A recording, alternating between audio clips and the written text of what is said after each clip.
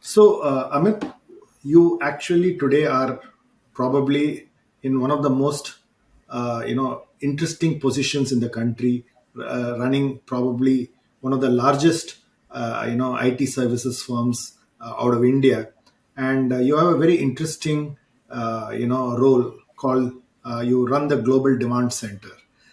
So, how do you see the global demand center running for a very, very large organization like TCS? And how do you see Indian organizations really when they go global?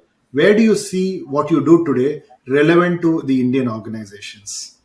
See, Swami, one thing is if you see what exactly is the necessity today, and specifically from the technology services portfolio, is you really need to have something which provides you end to end thing. When I say end to end, it's not about only delivering a marketing plan end to end, but it actually has to put all the threads of end to end that you do. And if I just want to take a step back and actually talk about what exactly is the role of a demand center. So it is basically in one line, it is messaging to measurement.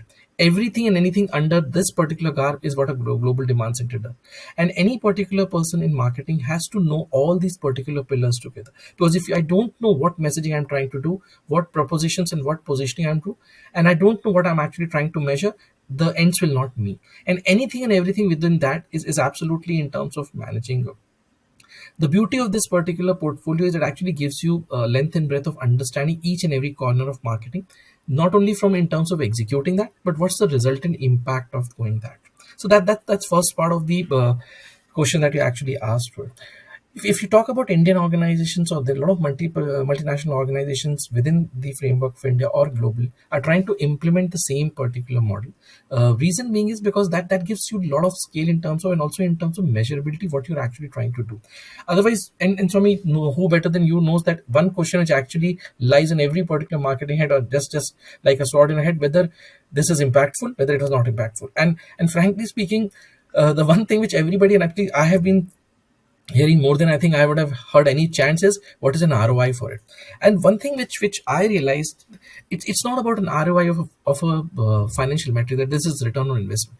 The If you ask me from a marketing standpoint, for 2.5 decades, that look for it's return on investments rather than return on investment. It is a return on insights and also return on innovation that you actually do, because that's the veracity that a particular marketing portfolio gives to it. So any particular organization going forward has to look into how can you actually bring every silos of marketing under one particular graph, which can gives you an end-to-end activity that you want to do, or end-to-end program that you do. It's not about only a campaign, it's not about only one particular fortnight that you actually look for. It's entire continuous tense or continuous program that you actually builds in. That is how entire demand center actually looks, and it is very beneficial because it's not about having the one view of the customer, it's also about having one view of your activity that you do across the touch point, whatever you do, whether it's communication, whether it's content, whether it's content syndication. Anything that you actually do gives you a particular veracity to look into what is the actual impact and how you can actually improve and get that particular ducks connected with your customer or consumers.